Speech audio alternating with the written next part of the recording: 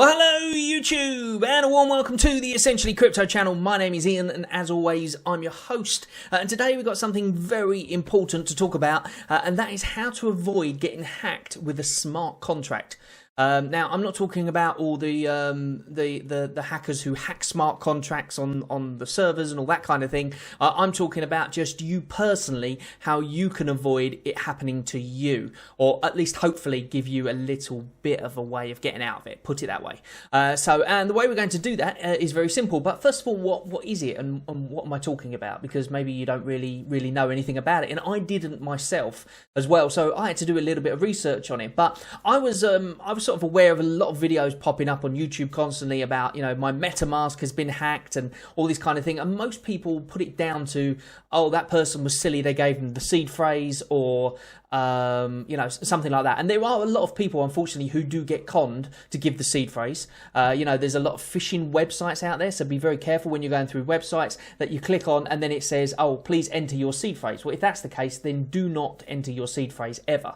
And if you ever do lose your wallet and you have to then redo your wallet, which is when you would have to put the seed phrase in, then make sure that you're going to the legitimate site before you do it. Don't click on like an advert or anything like that, because otherwise that's how they can get your seed phrase.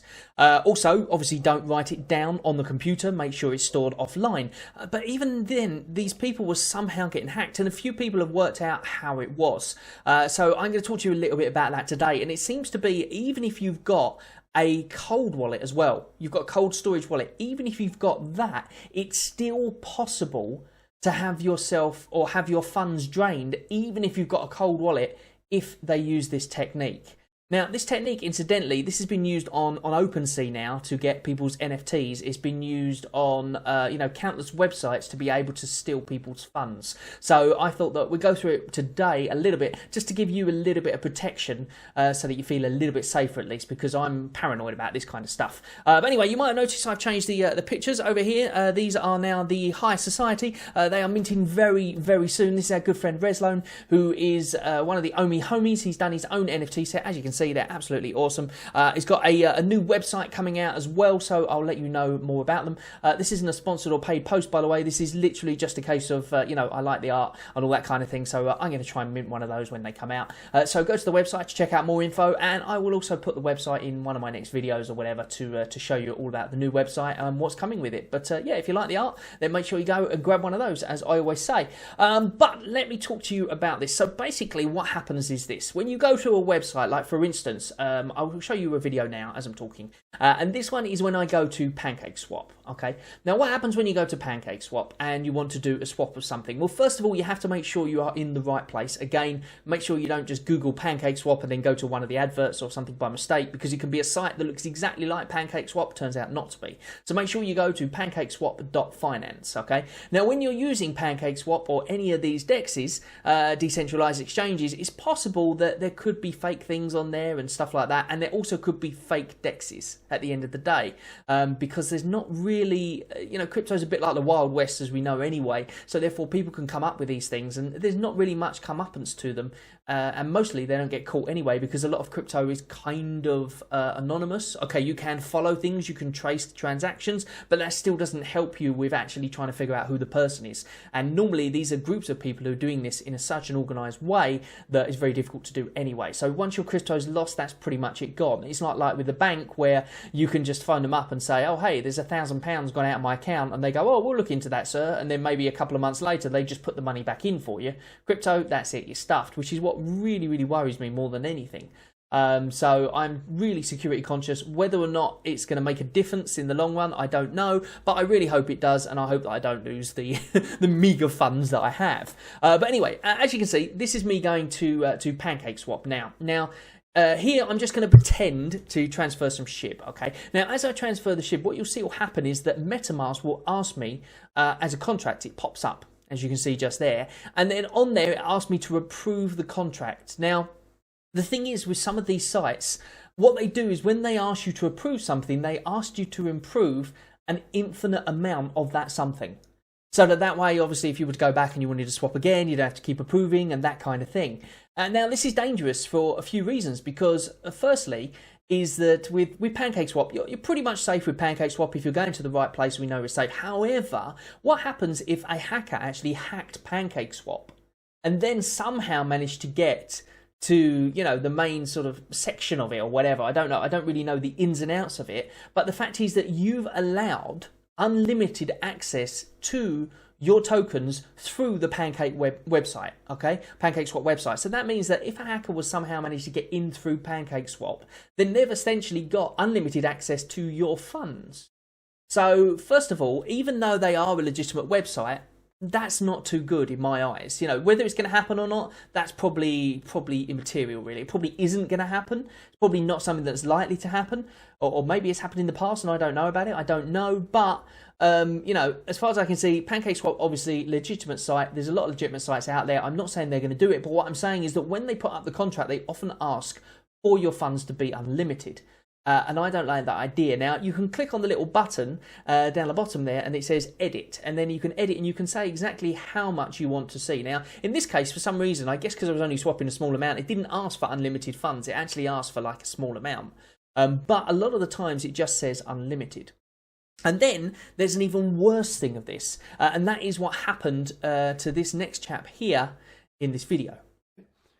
You see that there's still money in the contract balance. No, there's not, because if you click on verified contract right here, you can see that the balance is 0.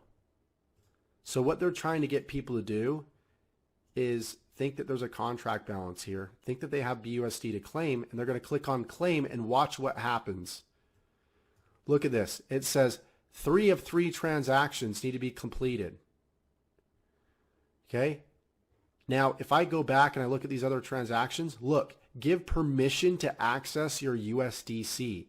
And when I click on edit permission, look, it has an unlimited amount of USDC that I will give them access to. So every time I deposit USDC on the Binance Smart Chain network, I've given them permission to steal that. Okay. So what they're doing is I click a button and then all of a sudden there's these transactions that I need to complete. Usually there's just one. Right, but there's multiples, and not just multiples, but they're wow, I just can't believe this. They're pre-approving a limit of billions. So I'm going to click reject on this, and let me show you the other one. Let's go back to the other one. Give permission to access your Ethereum. Again, same number. So I'm giving them a spend limit that they can take from my account if I were to confirm this. Okay. Click reject again. I'm going to click reject again. Okay, so now as you can see from that video, what basically happened is he went to a site, and that site was originally like a legitimate site. It had a CertiK audit and everything to make sure that it was all legitimate. And then what they did was people would then connect to that site, and then later on down the road, they then brought in different liquidity pools, or that's what he thinks kind of happened, different liquidity pools, and then they made it basically a scam site. But the thing is that he'd already allowed access to much of his stuff in the first place when it was a legitimate site. So then when it turned into a non-legitimate site, it means they had full access to his BNB, his BUSEB, his USD, all those ones that he actually allowed the contract on. Okay, so this is the worry with the smart contract thing, is that once you allow something, later on it can come back to bite you in the backside because you don't remember that you've allowed it. Now, a lot of the time, people say with MetaMask is to go into MetaMask and make sure you click on the button at the top and go to connected sites and check what connected sites there are. And then you can go through and you can disconnect those sites. And that's fine. You can disconnect the sites. And I thought, that's it. I'm safe. I've disconnected the site. But what I didn't realize is that the smart contract that you've allowed is still active. So therefore, you need to be able to deselect those. So therefore, I thought I would show you a website that I have found where you can do all of this very, very easily. Here we go. So this is the site here. It's called Debank.com. Okay. Now, if you go to Debank, basically what you do is up here, you can put your details in and all that kind of stuff, so that you can add your Web3 wallet, basically. And the way you do that is by simply logging into your MetaMask and then clicking on it. Now, I can't do it right here and now as I'm talking to you because when I go to do that, what invariably happens is that this thing that I'm using to record the videos today doesn't allow me to do that while MetaMask is running. Okay, so therefore I can't actually do that. But as you can see, we've got our MetaMask already attached now. Now, if you then go over to here to Profile and you click on Profile, you can see that the information comes up for all of your wallet, okay? You've got your portfolio there, your NFTs, your history, and your approvals. And that is the one that we're going to look at today. That is the one that's the most important in my eyes. So you can obviously look at your portfolio. You can see what you got. You can see I've got a measly total of $8 in this burner wallet that I've got here because I use this as a burner wallet, essentially.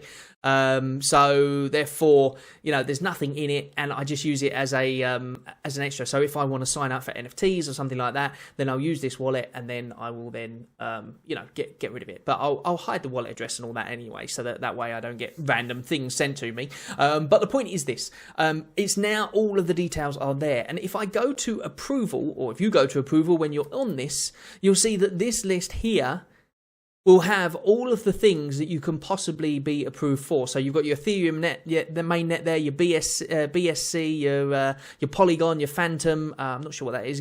Gnosis chain.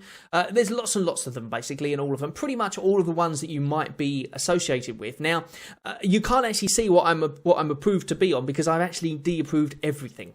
Every single thing, because I was worried about it. And then obviously you don't have to do that. You can make sure that the sites that you want are connected and all that kind of thing. But what you can do here is you can also go through. So like, for instance, I look on BSC. Now, yesterday, my SHIB was on there as being approved. And what will happen is here you'll see it says token balance. That will tell you how much you got. Token exposure. So that will tell you the percentage of the exposure or the amount of money that you can lose, essentially, or risk exposure. Sorry, that's the risk exposure. The token exposure is the amount of token that's exposed. And then the risk exposure is the amount of risk of what you're going to lose. Okay, so you can see all that in this little column here. And then when you get to this section here, the approved amount, that is the approved amount of the token that you've approved for that company to be able to access. And in a lot of cases, that is unlimited. So what I suggest you do, especially, and do this right now, because you can go along and just check who you've approved. So that if you don't recognize one on there, you can literally just revoke it and it'll be fine. Because you may find that you've been going all this time without any worries whatsoever. But then all of a sudden, you put some, you know, USDT or USDC that you've never put in your MetaMask before, and you just happen to put, you know, a couple of thousand in there or whatever, and then all of a sudden the next day it's disappeared. And the reason that is because of the fact that you've approved it on some dodgy site, and that dodgy site, as soon as it hits your wallet, knows you've done that and then can take it away straight away, whether it's on a hardware wallet or a burner wallet or whatever it is. They don't need your seed phrase because you've already approved for them to be able to take it. So what you do is you go into the approved amount, you look and you check the approved amount, and then in this middle bit here, which you can't see now because I haven't got anything to show you in there, but there is a little box that literally just lets you say unapproved. So all you do is you click on that unapproved, you go through your MetaMask. Now you do have to pay a fee for this transaction. So if you want Ethereum, bear that in mind, there will be a gas fee. BSC, you don't have to worry too much because it's nothing. Polygon, nothing really, is it? None of these. So therefore, but go through every single one of these and just make sure, give it a time to load and check there. But as you can see, this says no results. And the reason it is because I literally went through every one that I'll be part of. But like, I know a lot of people have had stuff taken from their AVAX. A lot of people have had stuff taken from BSC. So therefore, if you go to this website and you check what it is that you've approved, you can change that and edit it yourself. So if you want to, if you still want to be connected to that website, you can actually edit that contract. So it says only, you know, $200, for instance. So rather than it being unlimited, you can edit it to $200 so that way, you know, the next time you go there, you may have to, you know, disconnect and then reconnect to reinitiate the contract again. But at least in the meantime, if they were to try and take something from your account, the most they could take is $200. So there you go. That is the website.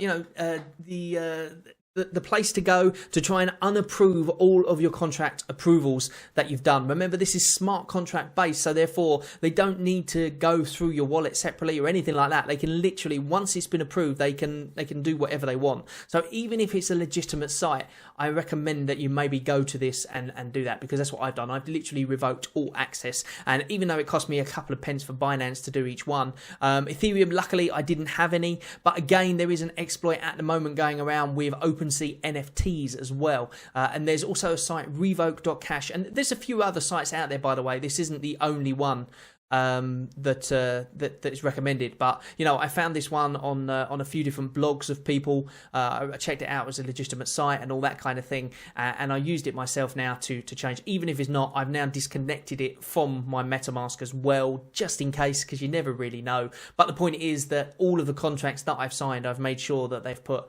they've put the minimum thing, or they've just taken it away. But you know, as far as I know, that website is completely legitimate as well. So you know, you should be fine with it, and you can go there, you can connect your wallet and all that kind of thing. But obviously, make sure that the sites that you're connecting to are trustworthy sites. And if you find that, you know, you connect to one and then you think like, ooh, is that a trustworthy site? Quickly run over to this website and deconnect it. Simple as that. Because once you've deconnected it, then the contract is then void and they can't do anything about it. It's only available if the contract is still available, and then they can siphon funds out of there.